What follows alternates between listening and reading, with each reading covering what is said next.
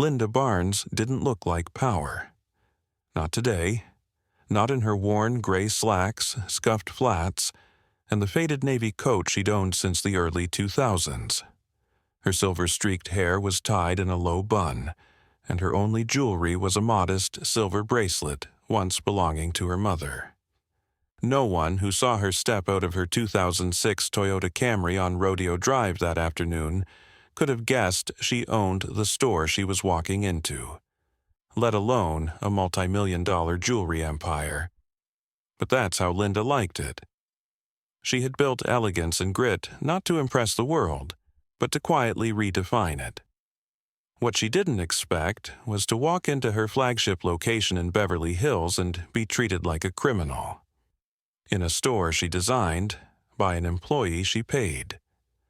What began as a routine check-in would become a nationally broadcast scandal, and a moment that would test everything she believed about grace, justice, and the quiet strength of knowing exactly who you are.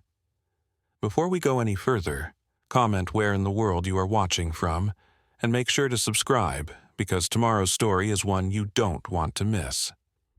It was just after 10 a.m. when Linda pulled into the curbside valet lane outside the Elegance and Grit Beverly Hills boutique, her tires crunching softly over imported gravel. The store had been open less than an hour, its floor still gleaming from the night crew's polish.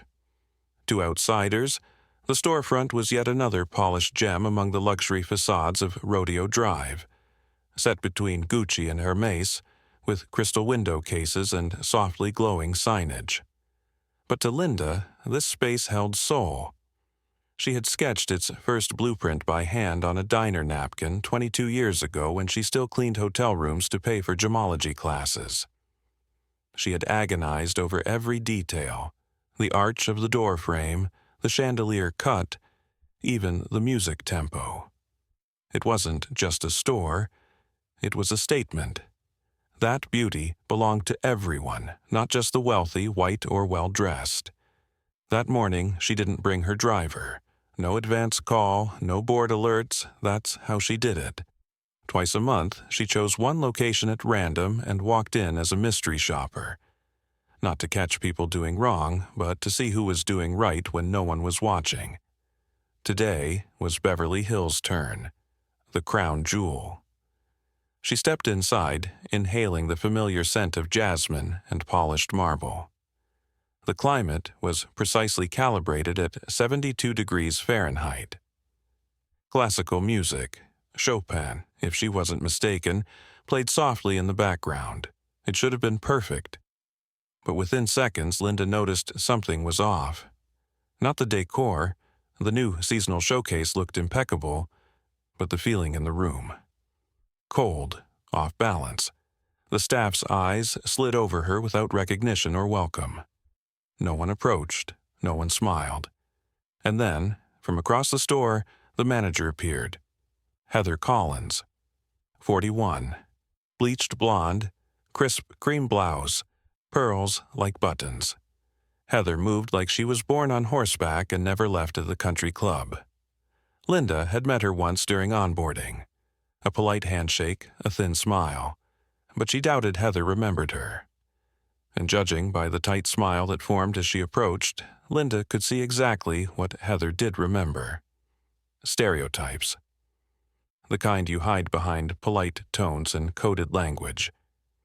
"Can I help you?"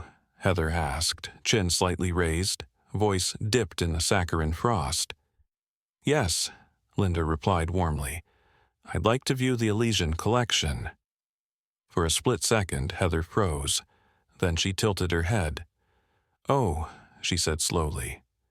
"That's one of our more exclusive lines. The pieces start at around $375,000.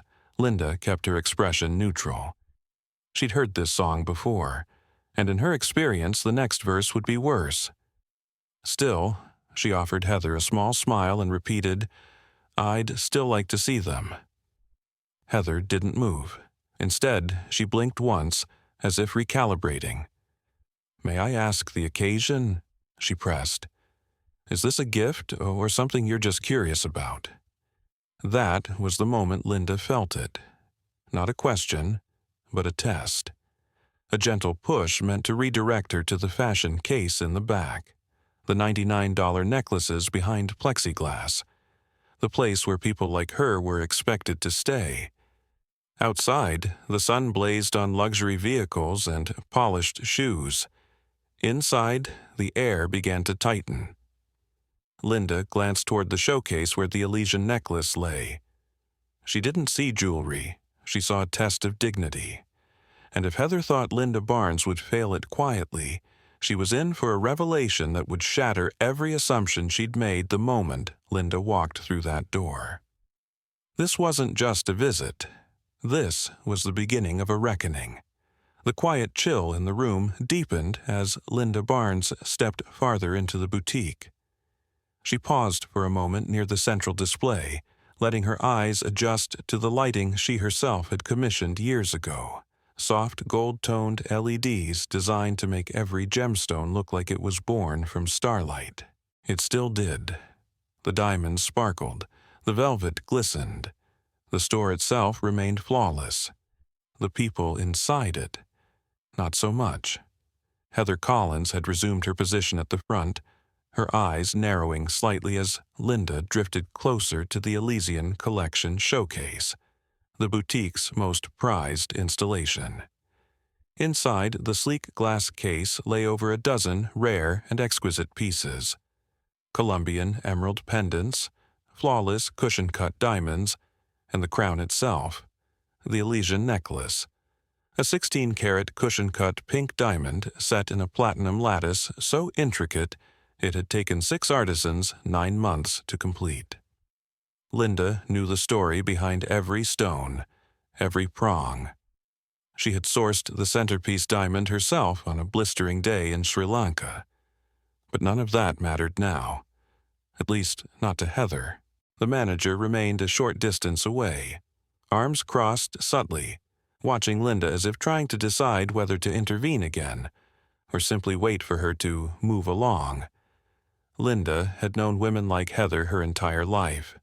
Polite but rigid, courteous but suspicious, the kind who saw professionalism as a curtain behind which they could hide their discomfort, their judgments, their biases. Linda lingered in front of the display, not touching, just admiring, and then, slowly, she reached into her purse.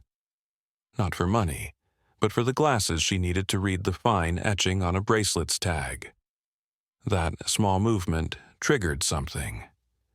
Heather approached, her heels clicking like a metronome on marble. "I'm going to need you to be careful around that case," she said softly, with a pointed glance toward Linda's hands. "Those pieces are extremely valuable." Linda looked up, folding her glasses open with measured grace. "I understand," she said evenly. "I'm actually familiar with the craftsmanship." Heather smiled, but it didn't reach her eyes. "Yes, well, we don't usually allow people to handle anything in the Elysian Collection without an appointment or a deposit." The words weren't shouted, but the message rang loud and clear. "You don't belong here. You don't look like our clients. And unless you prove you can afford this, don't expect to be treated like them." Linda inhaled slowly. She didn't flinch. She didn't react. She merely said, "I'd still like to view the necklace." Heather hesitated. For a split second, Linda thought she might relent. But instead, the manager gave a little scoff of breath and said, "One moment, please," before walking off, not toward the display keys, but toward the front desk. Behind the counter, a young associate named Maya Delgado was quietly adjusting the floral arrangement, her warm brown eyes darting between Linda and Heather with quiet concern. Linda had noticed her earlier, an art student according to her employee file, hired through the company's inclusion initiative. Maya had smiled when Linda entered, the way an employee ought to. She hadn't said much, but Linda saw in her the rarest thing in retail: genuine kindness. Heather whispered something sharp to Maya and pointed toward the back storage room. Maya blinked, confused. Then, reluctantly, she turned and disappeared through the swinging door, glancing back once at Linda. Linda watched all of this in silence, her hands clasped loosely in front of her. The slow burn had begun, not just in the air but in her chest. A few moments later, Heather returned, not with the keys, but with a clipboard. "I'll need you to sign this," she said briskly, holding it out. Linda glanced at it, a standard high-value handling waiver, usually reserved for pieces over $500,000, though no one had ever asked the Bradleys or the Rothschilds or any other white elite client to sign it.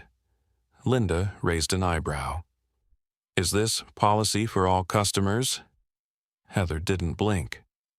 "Yes," she lied. Linda's voice remained composed. "You're sure?" "Of course," Heather replied, setting the clipboard down and unlocking the case with practiced efficiency. She lifted the Elysian necklace out with gloved hands, but the gesture was stiff, guarded. She didn't offer it to Linda. She simply held it midair like a rare bone in a museum tour. "You may observe," she said, as if Linda were a curious student rather than a potential buyer, or, more accurately, the owner of the entire collection. Linda stepped closer, letting the diamond catch the light. "The cut is excellent," she murmured. "Symmetry's perfect. Color saturation's better than the mock-up." Heather blinked. "Mock-up?" "I oversaw this collection's final approval," Linda said, still watching the necklace. Heather hesitated again. "Oh, you're in the industry?" Now there was a quiver of doubt, too late. "I've been in the jewelry business for over 30 years, Linda replied, long enough to spot uneven prongs. Heather stiffened.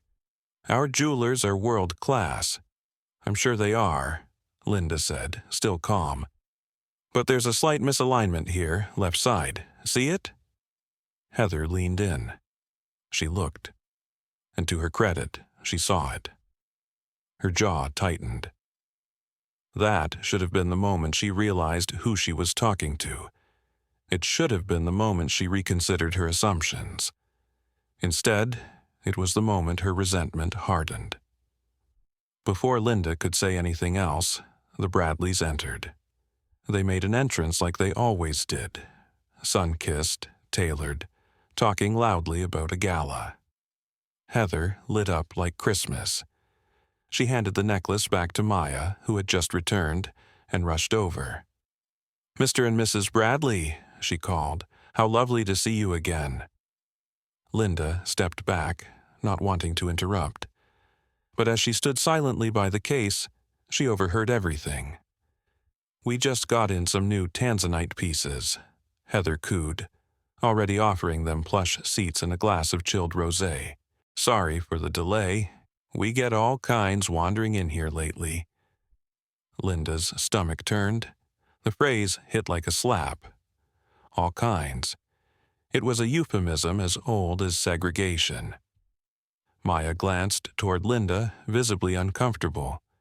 She opened her mouth, maybe to say something, but Heather turned, shooting her a warning glance. "Maya, the backroom inventory needs sorting." The tone wasn't optional. Linda caught Maya's eye, gave her a gentle nod. "It's fine, dear," she said softly. "I'll wait." And wait she did. 15 minutes passed. Heather laughed and poured wine. The Bradleys tried on 5-figure rings. Linda stood, invisible, while her own necklace sat under glass, ignored like her. No one approached, no one offered her a seat. Every time she moved slightly, just to shift her weight, Heather glanced back, eyes narrowed, as though watching a potential shoplifter. The fire in Linda's chest burned hotter now, not with rage, but with something slower, heavier. The exhaustion of 40 years of these moments, being watched, being doubted, being invisible in rooms she paid for. She thought about all the speeches she had given her staff, about equity, dignity, the mission of the company. She thought of the young black and brown employees she'd hired across the country and what they might endure from managers like Heather. She thought of the 22-year-old version of herself, scrubbing toilets and crying in break rooms because no one would take her seriously. And then something clicked. No more patience. No more observing. The time for quiet was over. Linda turned from the case and walked calmly, deliberately, toward the seating area where Heather stood pouring another glass of wine. "Excuse me," Linda said, her voice clear and low. "I'm still interested in the Elysian Necklace." Heather turned, barely concealing her annoyance. "Look," she snapped. "Those pieces require serious financial commitment. You might be more comfortable browsing our fashion section." The fashion section, the discount jewelry. The unspoken insult landed with full weight. Linda stared at Heather for a long moment. "I'd like to purchase the necklace," she said. Heather laughed, not politely, not nervously. She laughed. "I'm going to need to see proof of funds," she said, smirking. And that was it. The slow burn had ended. The fire was here. Linda looked her dead in the eye and said, "Is that standard policy for all your customers?" Heather faltered, just a little, but she doubled down. "Yes," she said, "especially for pieces of this magnitude." Behind her, the Bradleys went quiet. Maya froze. Linda's eyes narrowed slightly, and her voice dropped to a cool, measured tone. "I'm not leaving," she said, "and I suggest you don't make me repeat myself." Heather's smile cracked. Because for the first time all morning she realized this wasn't just another customer. This was something else entirely, and very soon everyone in the room would find out just who they were dealing with. The air inside the boutique had changed. It wasn't just cold anymore, it was electric, tense, as if the chandeliers themselves had paused mid-sparkle, listening to the conversation that now teetered on the edge of eruption. Linda Barnes, still standing tall in her faded coat and sensible shoes, had just uttered the words that cracked the carefully curated illusion Heather Collins had built around herself. "Is that standard policy for all your customers?" Heather's lips parted slightly. For the first time, uncertainty flickered in her eyes. She hadn't expected pushback. Not from this woman. Not from someone who by every measure Heather had been raised to trust, car, clothes, skin, looked like she belonged on the other side of the velvet rope. She recovered quickly, or tried to. "Well," she said, voice tightening like a piano wire, "for pieces of this magnitude, we have to be cautious. We've had incidents before, people pretending to be buyers just to handle the merchandise." Linda didn't move. Her face, still composed, had gone completely still, like granite before a storm. "I see," she said quietly. Then she asked again, calmly, "You asked the Bradleys for proof of funds?" Heather blinked. I know the Bradleys," she stammered. "They're loyal clients. They've bought from us for years." Linda's gaze didn't waver. "So the difference is history or appearance?" Heather flushed. Her words came faster now, defensive, each one stacking like bricks in a wall she hadn't realized she was building. "You're making this about something it's not," she snapped. "I'm just following store protocols, and frankly, I don't appreciate being interrogated." Linda's voice dropped to a level that made the entire store go quiet. "Neither do I, especially not in a store I built." It took Heather a beat to register the words.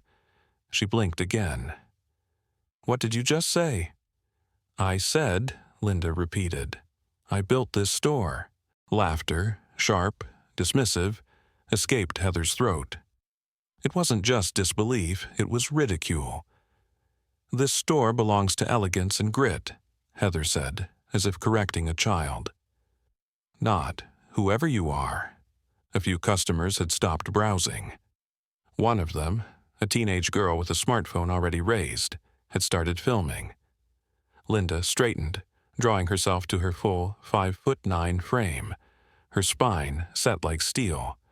"I am Elegance and Grit." Heather's eyes narrowed. "You're lying." Maya Delgado, still behind the counter, froze mid-step. She had been watching silently, helplessly, trying to figure out what to do. But now the name Linda Barnes registered, and her hands flew to her phone. She searched the internal employee portal, the monthly newsletter, the one with the CEO's face on the front page. And there it was. Linda Barnes, founder, owner, visionary. A quiet gasp escaped Maya's lips. She turned her phone toward Daniel Russo, the assistant manager, who had just stepped out of the back office and was trying to understand the situation. He glanced down, saw the photo, and his face turned ashen. Heather, however, remained oblivious. "I don't care who you think you are," she said, voice rising, hands on hips now. "You need to leave, right now, or I'll call security and have you removed." Across the store, Tony, the security guard, had stopped pretending to monitor the cameras. He was watching now, eyes flicking from Heather to Linda, his expression unreadable. Linda didn't flinch. "Call him," she said, "but you won't like what happens next." Heather grabbed her phone and started to dial. Linda calmly pulled out her own phone, her hands no longer trembling, but firm. Steady. The hands of a woman who had once scrubbed jewelry counters at 4 a.m. to afford her first trade show. The hands of someone who had signed paychecks for over 800 employees. "If you're calling security," Linda said, her voice quiet but deadly clear, "then I'll be calling the board of directors." That name, board of directors, hit like a stone thrown through stained glass. Heather's finger hovered over the dial button. "Your what?" "My board," Linda said, already tapping a contact labeled Sarah, executive board. "Emergency meeting, now." At that, Tony finally stepped forward. "Ma'am," he said, addressing Heather with care, "you sure you want to go down this path?" Heather turned on him like a storm. "She's causing a scene. She doesn't belong here. If you don't escort her out, you're fired too." Tony's jaw tightened. He looked to Linda. "Ma'am?" Linda nodded slowly. "Don't worry, you're not going anywhere." Heather's voice reached a shriek. "She's a thief. She probably came in here to steal the necklace. Do your job." Phones were up now. Customers were filming. Maya was crying quietly behind the counter. Daniel looked frozen between two worlds, one where he followed orders and one where he stood on the side of truth. Linda didn't raise her voice. She didn't yell. She just said, "You want to talk about jobs, Miss Collins?" She raised her phone to her ear. "Yes, Sarah, it's Linda. Patch in the rest of the board. We have a situation at the Beverly Hills location. Not a store, not your store, my location." Heather's face went white. Something began to dawn behind her eyes, like a distant train she could finally hear coming. Linda ended the call and turned to Heather. "Would you like to say anything to the board before I file the formal complaint for racial discrimination and hostile customer experience against a manager I personally approved 8 months ago?" The words hit with the finality of a gavel. Heather backed away. Her voice was shaking now. "This isn't possible. You can't be what?" Linda asked, eyes narrowed. "Can't be wealthy? Can't be educated? Can't be the CEO because I showed up in a Camry instead of a Bentley?" Tears welled up in Heather's eyes now, mascara beginning to run. "I didn't know," she whispered. Linda stared at her. "But you didn't ask either. You didn't care who I was until you thought I might matter." Silence fell across the store like a velvet curtain. Then Linda reached into her purse and pulled out a business card. Simple, elegant, black and silver, embossed. She held it up between two fingers and read aloud, just loud enough for everyone to hear. Linda Barnes, founder and CEO, Elegance and Grit. A breathless murmur ran through the room. Heather's hands fell to her sides. She took a step back. Her knees buckled slightly. She started. But there was nothing left to say. Behind her, the teenage girl with the phone whispered, "This is going viral." Linda turned to Daniel. "You knew something was wrong. You tried to intervene. That matters." Then to Maya. "You treated me with dignity even when it cost you. That matters more." And finally to Tony. "You used your judgment. You didn't let fear override your values. That's what leadership looks like." She turned back to Heather, who was now openly crying. "And you?" Linda's voice held no malice, only the stern weight of truth. "You broke every principle this company stands for. Not just our customer policies, but our humanity." Heather fell into one of the nearby chairs. The same ones she had offered to the Bradleys, but never to Linda. The irony was not lost on anyone. "Please," she sobbed. "I have a family. I didn't mean—" "You meant every word," Linda said calmly.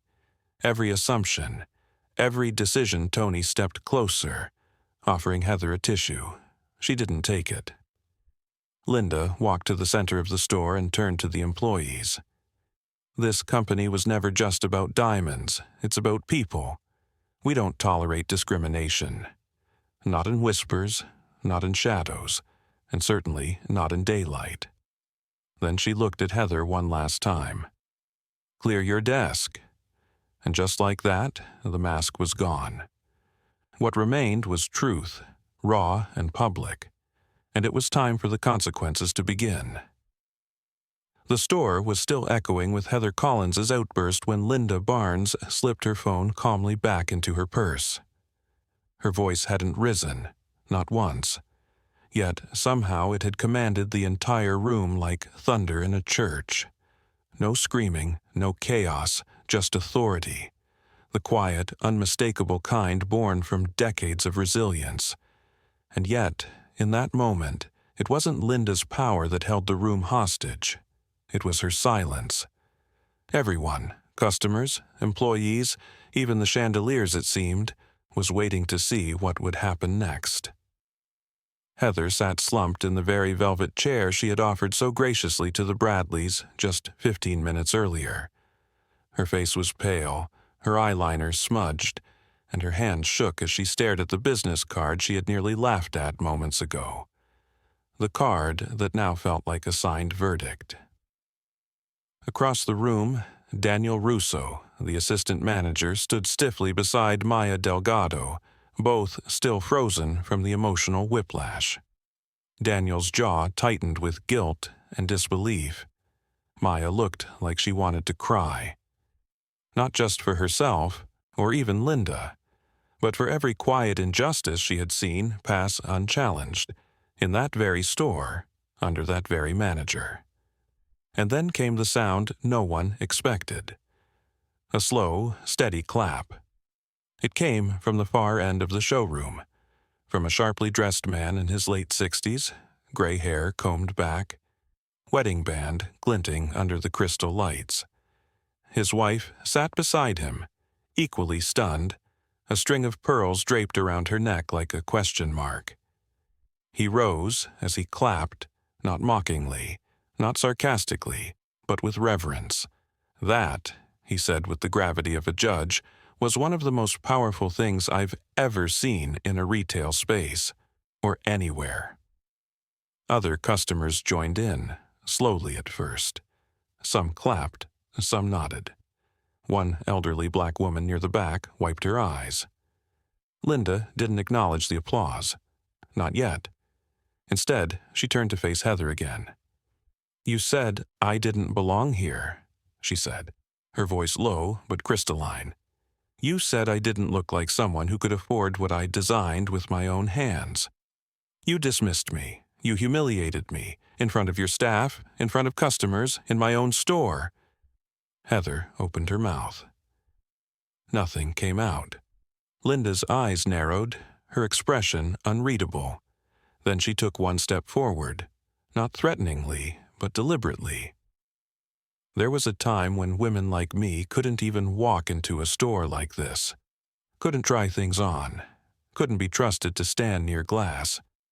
My grandmother used to tell me about the shops in Alabama that had signs reading, 'You break it, you bought it,' but only when black folks walked in." A few customers gasped. Some looked down, ashamed. "I built this company to change that," Linda said, scanning the room.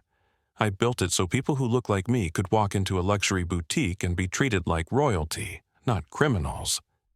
Heather whispered, "I didn't mean to." "You meant every action," Linda interrupted. "Maybe not the outcome, but every assumption, every bias question mark, that was yours." Maya took a trembling step forward. "Miss Barnes," she said quietly, "I'm so sorry I didn't say something sooner." Linda turned, her gaze softening. "You did, Maya. When you smiled, when you offered kindness, that was enough. And you tried to help me. Heather stopped you." Heather's face contorted with panic. "Please, Miss Barnes," she pleaded. "This job, it's my whole life. I was trying to protect the store's reputation." Linda's stare hardened. "Was it the store's reputation you were protecting or your own prejudice?" she asked. Heather didn't answer, because there was nothing left to say. Tony, the security guard, stepped forward next. "Ma'am," he said, addressing Linda, "if you'd like me to escort her out, I'll do so respectfully." Linda shook her head. "No, Tony. Let her walk out with whatever dignity she has left." Heather flinched as if struck. Slowly, she rose, her knees shaky, her breathing unsteady. She walked behind the counter, grabbed the small box where she had stashed her purse and personal effects, and began placing items inside. A framed photo of her children, a coffee mug with a chipped handle, a notepad with store codes scribbled across it. As she packed, Linda turned back to her staff. "Daniel," she said evenly, "you hesitated, but you tried. That hesitation may have cost you in the past, but not today." Daniel swallowed hard. "I didn't act fast enough." "You acted better than most," Linda said, "and you have the potential to lead. We'll talk more tomorrow." Daniel nodded, stunned. Linda looked next to Maya. "You stood for our values when it counted. From this moment forward, you're no longer just a sales associate. You're assistant manager." Maya gasped. She covered her mouth. "Me?" Linda smiled gently. "You?" And finally, she turned to Tony. "You used discernment. You didn't blindly follow orders. You waited. You watched. That matters." Tony, a former Army vet, straightened slightly. "I've seen enough false authority in my life," he said simply. "You'll be recognized for that," Linda said. "Expect a formal commendation and a raise." The store buzzed with quiet murmurs. Customers were still recording, still stunned. Heather, now with her small box in hand, stopped by the front doors. She turned, tears streaming freely. "Miss Barnes, for what it's worth, I'm sorry." Linda looked at her, long and hard. "I believe you are," she said. "But sorry doesn't undo the damage. Sorry doesn't erase how you made me feel, or how you made others feel by example." Heather nodded, defeated. Then she turned and left the store. The door chimed softly behind her. A full 15 seconds passed in silence before Linda spoke again. This time, not to her staff, but to the entire room. "To every customer who witnessed this," she said, voice carrying, "I want you to know, This is not what elegance and grit stands for. This is not who we are, and it will never happen again, not in this store, not in any of mine." There was a pause. Then the elderly black woman stepped forward. She wore a gray shawl, her hands wrinkled, her walk deliberate. "My dear," she said softly, "what you did today, that was bigger than jewelry." Linda's expression broke just slightly. "I hope so," she said, "because what we wear says a lot about who we are. But how we treat people, that's what lasts." Daniel, still reeling from what had unfolded, approached Linda. "Miss Barnes," he said, "what would you like us to do next?" Linda looked around the store, at the cases, at the displays, at the employees still trying to process what they'd witnessed. "We stay open," she said. "We treat every customer with the respect they deserve, and we make sure that what happened here today never happens again." Then, with the steadiness of a general walking a battlefield, Linda returned to the Elysian collection case. She adjusted the necklace Heather had denied her just an hour earlier. She made sure its setting was straight. She aligned the price tag, and when she was satisfied, she stepped back, clasped her hands, and let out a breath that had been waiting years to be released.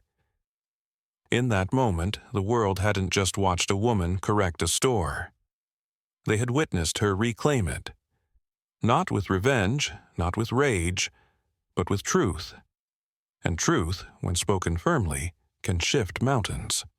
Or in this case, entire institutions. The door had barely clicked shut behind Heather Collins when the store let out a breath it didn't realize it had been holding. For several long seconds, the boutique was silent. So silent, it seemed even the music system had paused out of respect. The soft scent of jasmine still floated in the air, but everything else felt changed.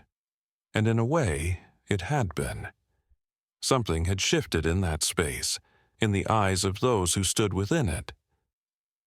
Linda Barnes stood alone near the center of the store, flanked by glass cases housing multi-million-dollar masterpieces she had designed, approved, or sourced herself.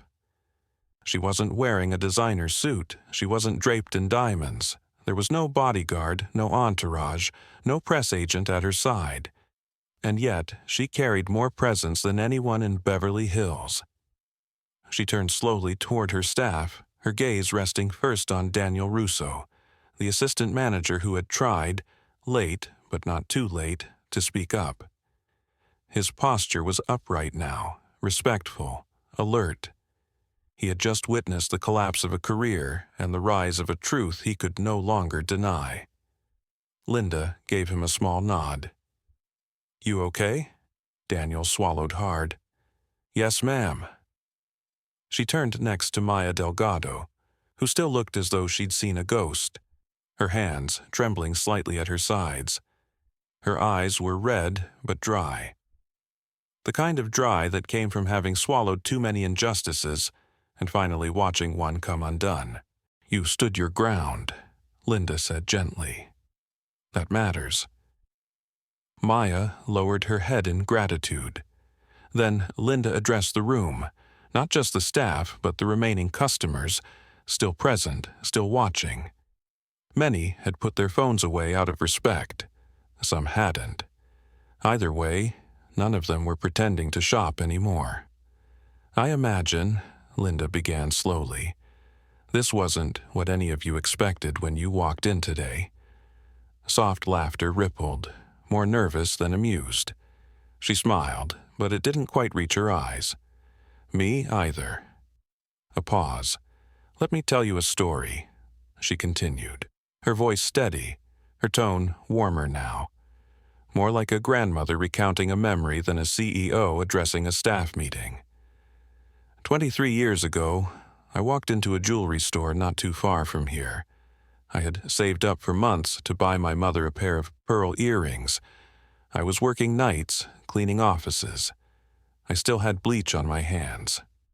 A few customers leaned in. I stepped inside that boutique with cash in an envelope. But the moment I walked in, I was followed, watched. spoken to like I didn't belong. The manager at the time told me, and I quote, "Sweetheart, our prices aren't for everyone." The tension in the room thickened. I left that store feeling small, not because I couldn't afford the pearls, I could, but because someone decided my appearance was more important than my intentions, that I looked like someone who needed to be handled, not welcomed. Linda turned to look at the Aurora diamond necklace inside the case nearest her. Her voice softened. That night, I made a decision. I would build a place where no one would feel like that ever again, where elegance wasn't about who you knew or what you wore, but how you were treated. She looked back at the room. That was the night Elegance and Grit was born. Gasps. Audible now. Some staff began to cry. One customer, a man in his 50s, well-dressed, probably a lawyer, was visibly moved, his lips pursed in admiration. "I started this company with one loan and a single ring," Linda went on. "I drove from town to town, selling at flea markets, pop-ups, hotel ballrooms.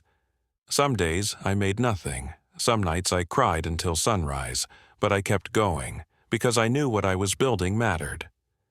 She walked toward the center of the floor, standing where the light hit just right, casting soft shadows that framed her like a painting.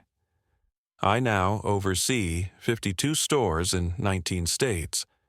We design for presidents and Oscar winners. We ship globally. We do 9 figures a year. But I still drive my old Camry.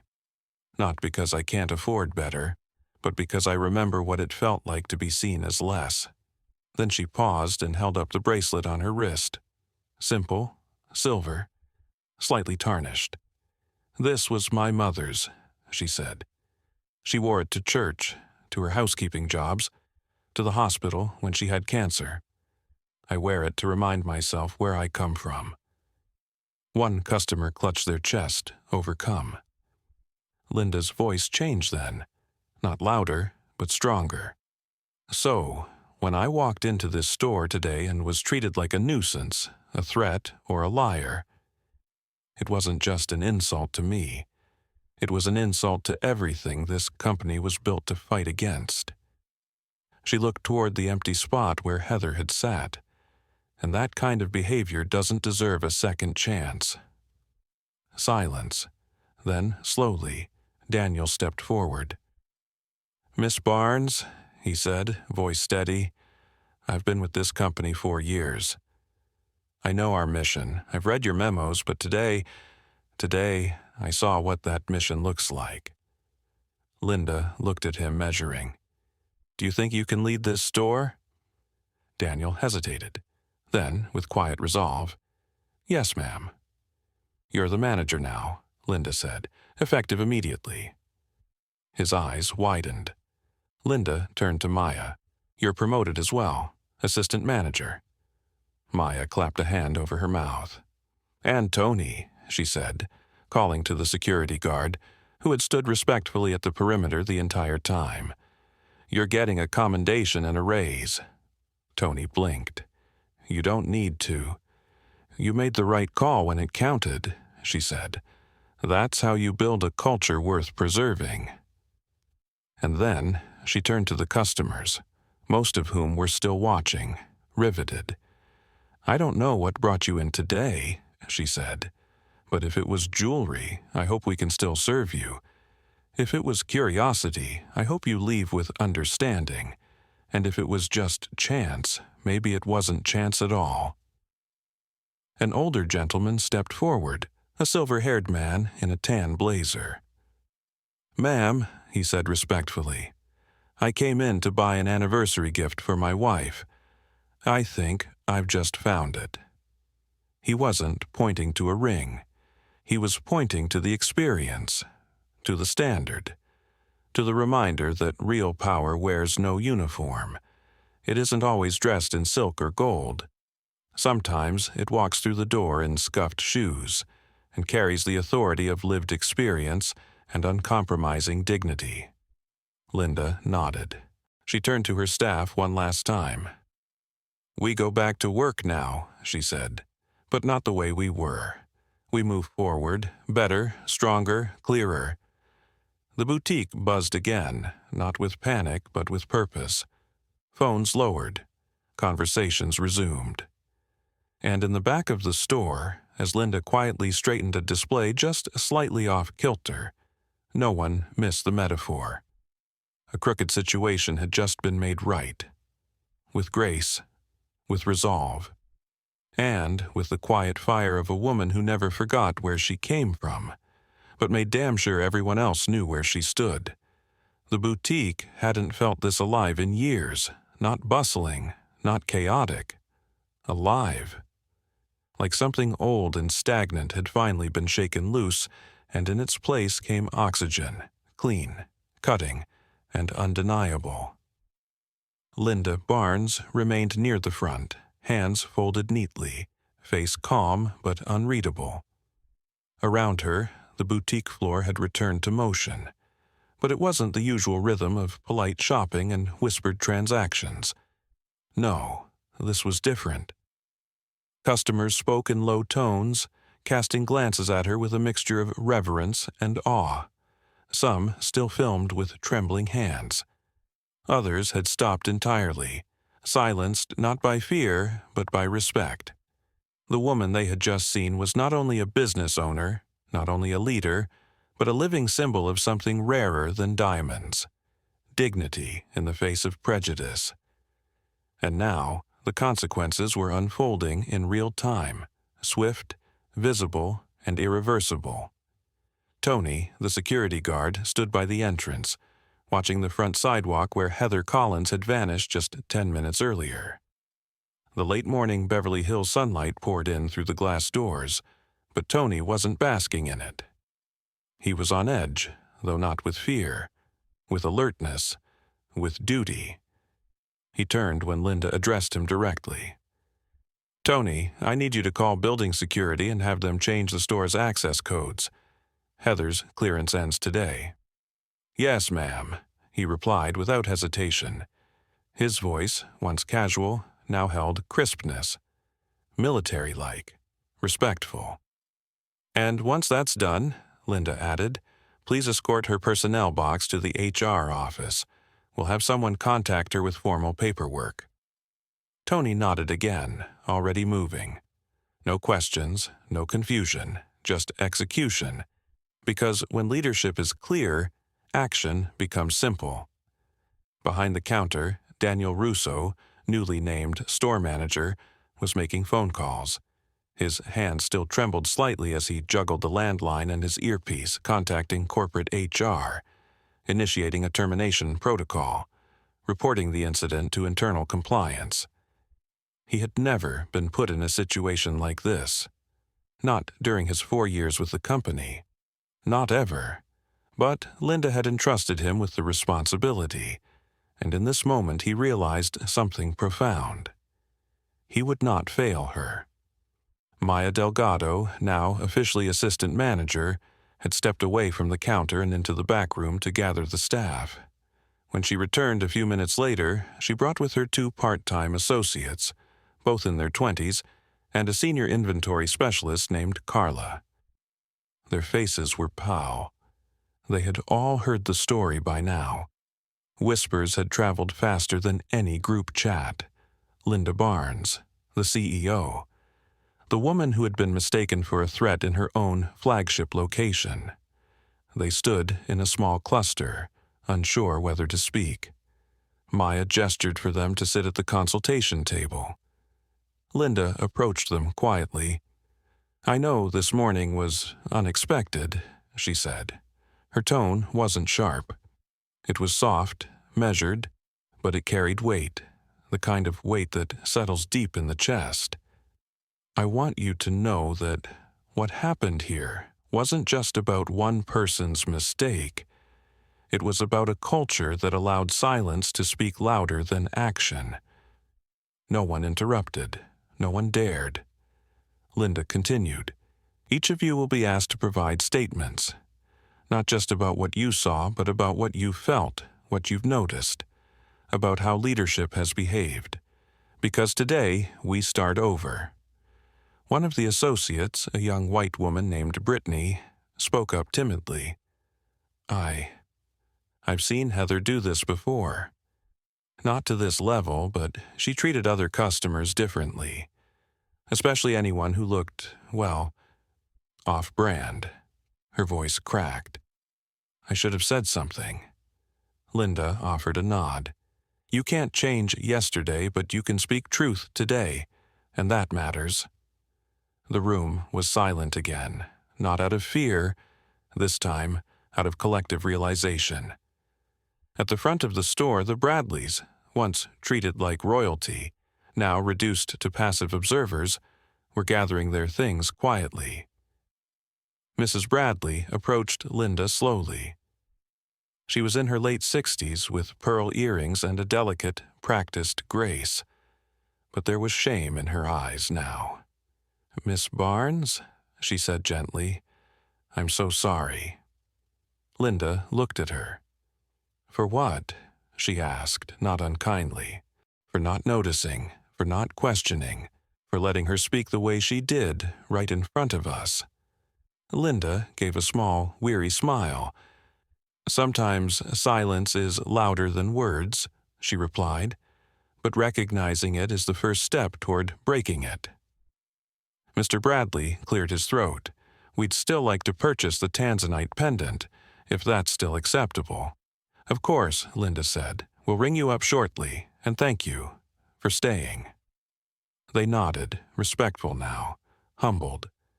In the meantime, word had begun to spread beyond the store. 2 of the customers who had filmed the incident had already uploaded videos online. One TikTok clip, just 45 seconds long, had over 20,000 views within minutes.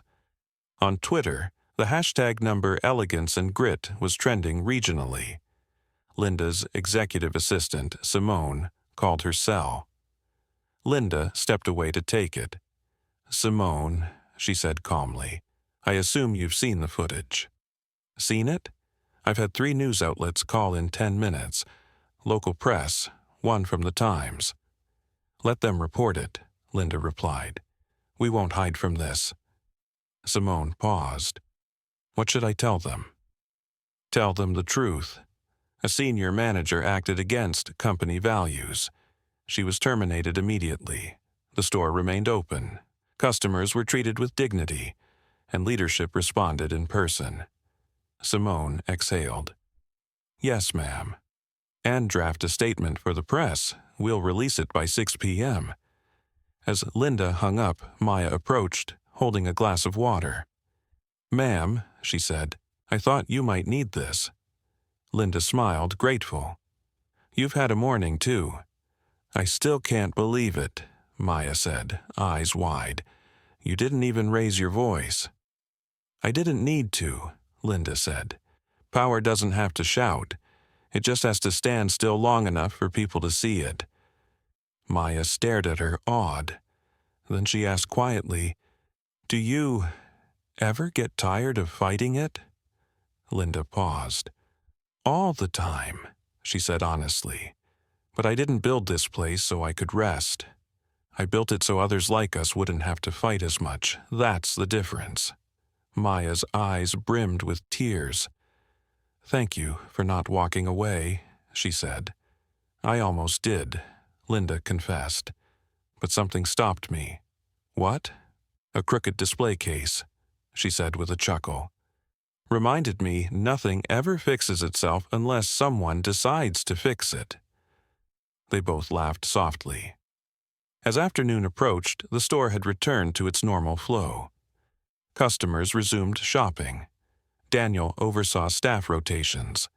Maya helped with diamond consultations. Tony monitored quietly by the door.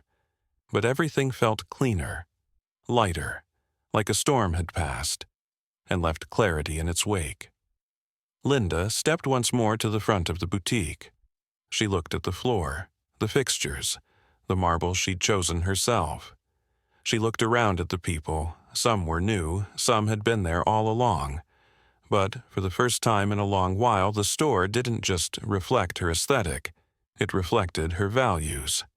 Then, as if on instinct, Linda reached for the display case she had noticed when she first entered hours earlier, the one that had been just slightly off kilter.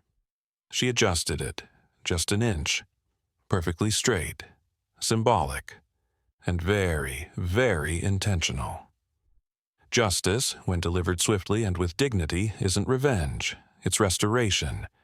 And for everyone watching in person or on screen, what they had witnessed wasn't just a reckoning, it was a reminder that in a world obsessed with appearances, character is still the finest thing a person can wear. By the time the sun began its slow descent over Beverly Hills, the store had returned to its usual quiet elegance. The music resumed, the marble floor gleamed, and the diamonds sparkled under soft golden light. But the space itself had changed, so had the people. Heather Collins was gone, her absence leaving more than an empty chair. It left a lesson carved into the very foundation of elegance and grit, one that no training manual could teach and no quarterly report could quantify. Linda Barnes remained a few moments longer, standing just inside the doorway. She looked around, not just at the displays but at the faces. Daniel now guided the team with careful confidence, checking stock with a quiet authority. Maya, in her new role, offered clients warm professionalism rooted in empathy, not performance. Tony, ever watchful, now stood not just as security, but as a symbol of measured judgment. The store hadn't been destroyed by what happened that day. It had been refined, like raw gold smelted in fire, and the ripples went far beyond Rodeo Drive. Within 24 hours, video footage from the incident had reached over 2.6 million views across social media. Hashtags like Elegance and Grit, Linda Barnes, and CEO Justice trended nationally. Journalists reached out. Morning shows called. One major network ran a feature titled Elegance Wears Grace, when CEOs lead with dignity. But Linda didn't go on a media tour. She didn't make press rounds or pose for glossy covers. Instead, she called an emergency board meeting. This time, not to respond to scandal, but to enact reform. A week later, the Barnes Standard was unveiled, a mandatory policy overhaul across all stores, including implicit bias and empathy training for all staff and management, transparent customer service protocols, anonymous reporting systems for employee concerns, quarterly equity reviews overseen by a new chief culture officer. Linda also issued a public statement, short, powerful, and deeply personal. Luxury should never come at the cost of someone's dignity. Elegance without empathy is just empty display. At Elegance and Grit, we believe the true value of a company is found not in what it sells, but in what it stands for. The response was overwhelming. Letters poured in, some handwritten, from customers, employees, even strangers who had seen the footage. One came from a retired schoolteacher in Michigan. Miss Barnes, I showed that video to my grandchildren to teach them what real strength looks like. Another arrived from a former corporate VP. I've worn suits my whole life, but I never wore power the way you did that day. But perhaps the most meaningful impact wasn't viral. It was local. Employees across the company, many of whom had remained silent about incidents in their own stores, now found courage to speak. Some stores saw internal changes. Others saw entire cultures shift. Because when a leader leads in person, with principle, people take notice. 1 month after the incident, Linda walked into her corporate office for the first time since that day. The receptionist stood up as she approached, not out of habit, but out of deep respect. Miss Barnes, the young woman said, there's someone waiting for you. In the conference room sat Heather Collins. She looked different. Not defeated, humbled. She stood when Linda entered and extended a sealed envelope. "I came to return my company badge," she said, "but also to say thank you." Linda raised an eyebrow. "For what?" "For not humiliating me," Heather said softly. "You had every chance, but instead you showed me what leadership really is. That day changed me."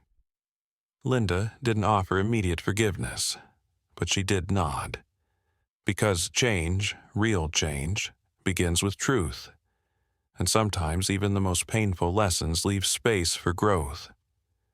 As Linda stepped back out onto the street later that afternoon, a mother passed by, holding her daughter's hand. The little girl stopped, recognizing her. "You're the jewelry lady," she said shyly, "the one who didn't get scared." Linda knelt slightly. "That's right." "Were you mad?" "I was," Linda said honestly. "But I remembered something important." "What?" "That how we respond defines who we are, not what they say, not how they treat us. Us." The girl beamed. Linda stood again and continued walking. She didn't look back, because the lesson had already been left behind. Not just in the cameras, not just in the policies, but in the lives that were changed. Not by confrontation, but by the calm, unwavering power of a woman who remembered exactly who she was and made sure no one else forgot it again. What would you have done in Linda Barnes's shoes? Have you ever been misjudged or discriminated against? And how did you respond? Let's talk about it. Your story matters too. If this video moved you, helped you reflect, or inspired you, don't forget to like, leave a comment, and subscribe to our channel. We share real, powerful stories that honor dignity, justice, and the strength of character. Stay tuned and stay strong.